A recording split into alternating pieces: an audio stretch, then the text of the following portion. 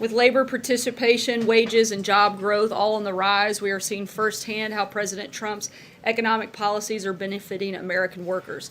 The unemployment rate dropped to 3.9%, the lowest level since the year 2000. The unemployment rate for adult women is at 3.5%, and African American unemployment rate is at 6.6%, the lowest ever recorded, and the unemployment rate for Hispanics tied a series low. Since the president's election, more than 3 million jobs have been created. The president's historic tax cuts, deregulation, and pro-growth policies are creating jobs and restoring confidence in America's economy. On another important matter, the White House has been in close contact with state and local officials in Hawaii since the initial earthquake and volcanic eruption. The president continues to monitor the ongoing situation. FEMA and the White House encourage all individuals in potentially affected areas to monitor local radio or TV stations for updated emergency information and follow the instructions of state and local officials.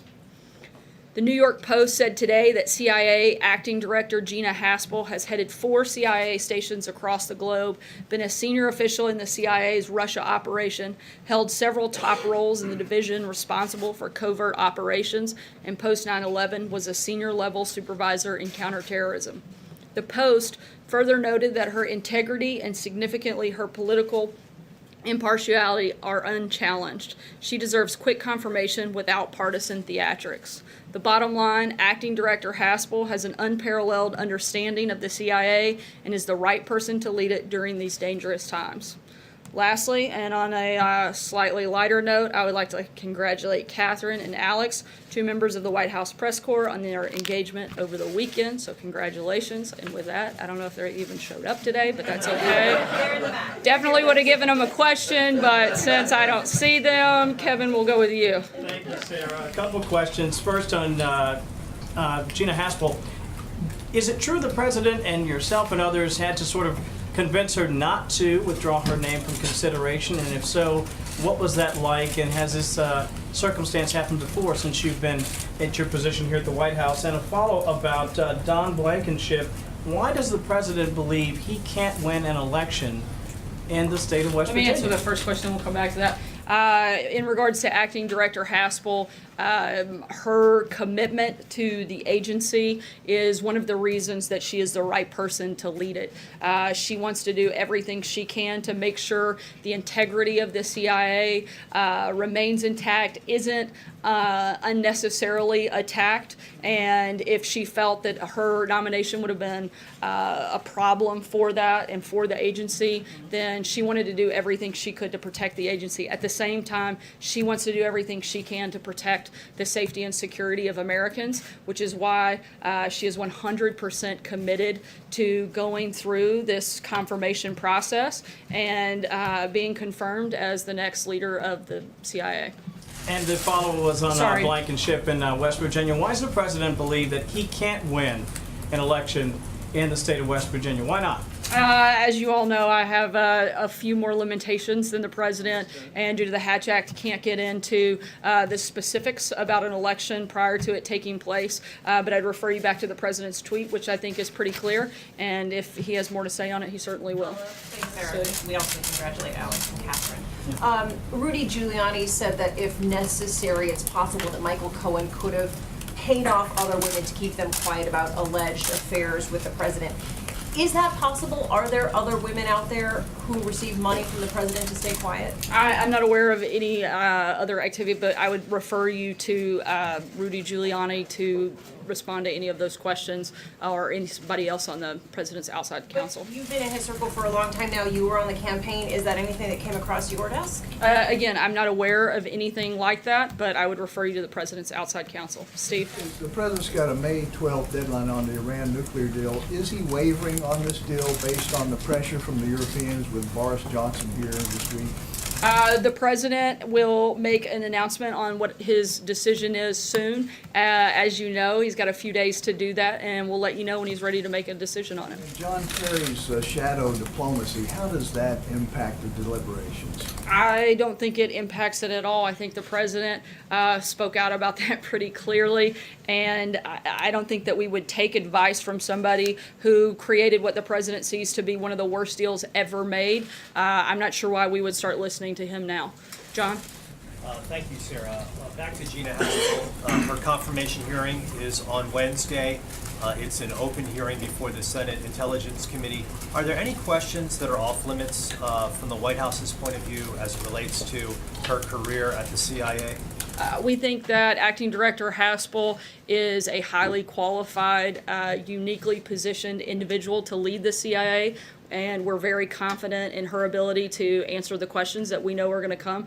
And if you don't believe me, listen to some of the quotes from a lot of other people that have been very outspoken in her support, in their support for her. Former Director Leon Panetta said, "I'm glad it's Gina because frankly, she is someone who really knows the CIA inside and out." Former Director Michael Hayden said Haspel is the absolute best choice to be director.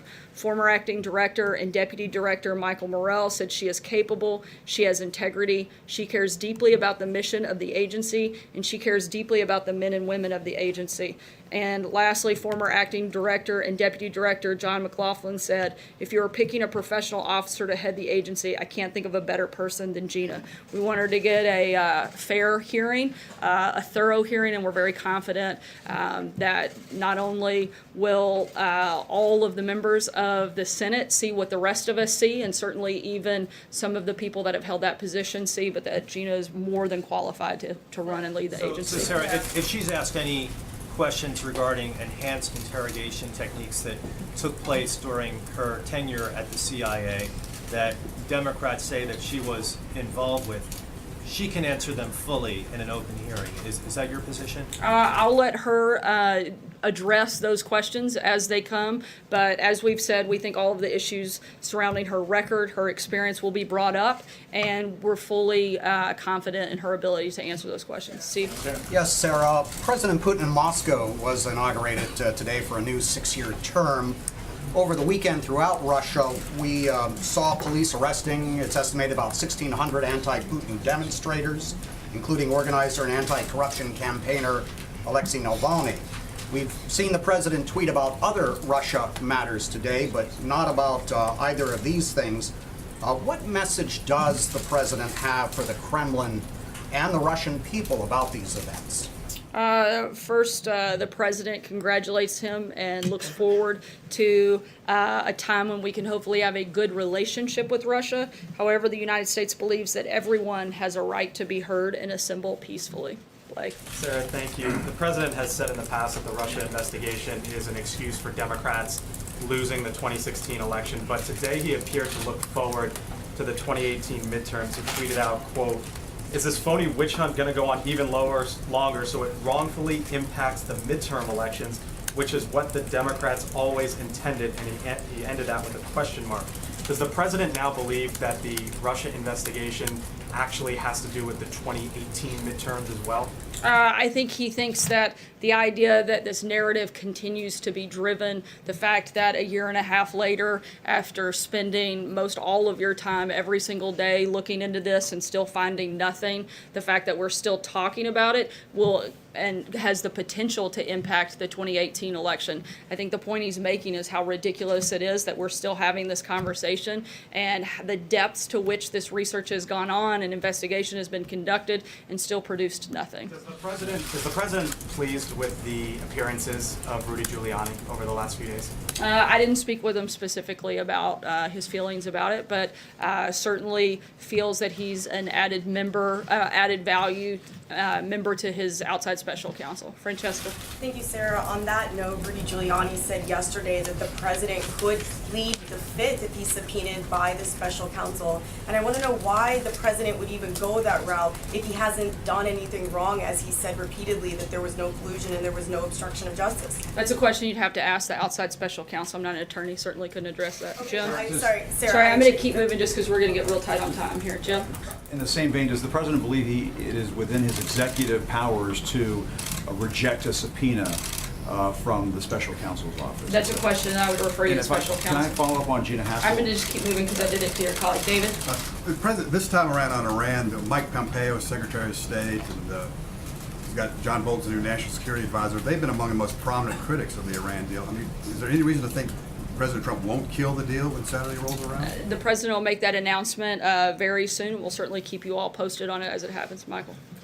On the EPA, Andrew Wheeler is now confirmed as the second in command of the EPA. Does the president think that he would be able to continue the deregulatory agenda that Mr. Pruitt has been in charge of, were he to remove Mr. Pruitt? And given the sort of cascade of ethical problems, how close is, what's the status of the review that you guys have been saying that you're doing, and is the president closer to removing Mr. Pruitt from office? I don't have any personnel announcements on that front. Certainly, we have confidence in the number two. Otherwise, the president wouldn't have asked him to serve at such a senior level position within the EPA. But I don't have anything further on that front. Justin? I wanted to catch back up with on China after the delegation came back. Presuming that the president's had some sort of briefing on that interaction now, can you tell us his reaction to the talks that happened, if the U.S. plans to talk to China again before the May 22 public comment deadline, and what the sort of next steps are? Sure. The president had a briefing this morning with members of the team that traveled. The president has a great relationship with President Xi, and we are working on something that we think will be great for everybody. China's top economic advisor, the vice premier, will be coming here next week to continue the discussions with the president's economic team, and we'll keep you posted as those discussions are ongoing. Stephen? Sarah, in its front page story this morning, the Washington Post, among many things, reported that there are persistent rumors that Mrs. Trump does not live in this White House and that she lives with her parents somewhere in the suburbs. What do you make of those rumors? I make of the fact that just when you think the Washington Post can't get things any more wrong, they do, and that is an outrageous and ridiculous claim. The First Lady lives here at the White House. We see her regularly, and I think that's something that belongs in tabloid gossip, not on the front pages of the Washington Post, and I hope that they'll do better next time. Peter? Sarah, we're going to hear from the First Lady in a moment. She's going to promote, among other things, good behavior among children. Part of this effort has to do with cyberbullying right now. Does the president accept any responsibility for American skepticism that the First Lady from the White House would be speaking out against cyberbullying? Look, this is something that is extremely important to the First Lady. I'm not going to get ahead of her announcement or her comments. In fact, I'm only going to take one last question because we got to make sure that we get there so nobody misses that. And the president will also be joining the First Lady at that event, and so we want to make sure everybody has a chance to tune in. Aisha will take your question last. To be clear, the question was about him, not about her. I know that we'll wait to hear what she says, but does he accept responsibility for this climate that exists right now, that there is the need to sort of address an issue like cyberbullying? I think the idea that you're trying to blame cyberbullying on the president is kind of ridiculous when it comes to kids. This is something that has been problematic and something that we have seen over the last decade, and the First Lady sees it to be an important issue and something that she wants to address, and she'll do that here shortly. Aisha. Thanks, Sarah. There have been some reports that an Israeli intelligence firm was hired to kind of dig up dirt on former Obama administration officials regarding the Iran nuclear deal. Does the White House have any knowledge of that, or the idea that any Trump aides were involved in hiring this intelligence firm? I'm not aware of anything on that front. If something comes up, we'll let you guys know. Thanks so much. We hope you'll join us here in the Rose Garden with the First Lady and the President rolling out her initiatives. Thanks, guys.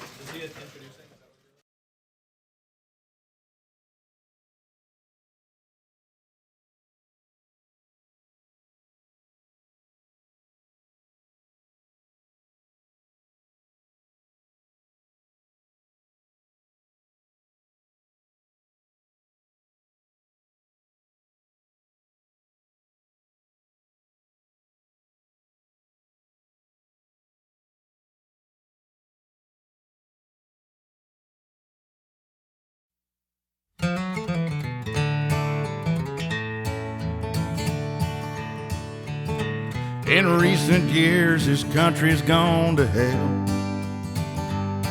and the cracks getting bigger on the side of that Liberty Bell. Well, Clinton, Obama, and the Democratic crew sure did a number on me and you. It wasn't my vote, you can blame yourselves for that. But we got a chance to turn things around if you get your butt up off the ground and understand we're all gonna have to work. But This big old country was built on sweat, and if we're gonna make it great again, you're gonna get wet. But the first things first, we all gotta vote for Trump. Vote for Trump. Donald Trump. Donald Trump. And to hell with the rest, he'll get us over the hump. And down the road, we'll all go, and the wall will get built by Mexico. But first things first, we all gotta vote for Trump. He understands the working man, tells the truth that we can understand. If you don't like it, you can all just kiss our ass. Kiss our ass. He pays his own way, don't take no crap. Gonna bring back country, get rid of rap. And if nothing else, we can all thank Donald for that. Thank you, Donald. Vote for Trump. Donald Trump. Donald Trump. To hell with the rest, he'll get us over the hump.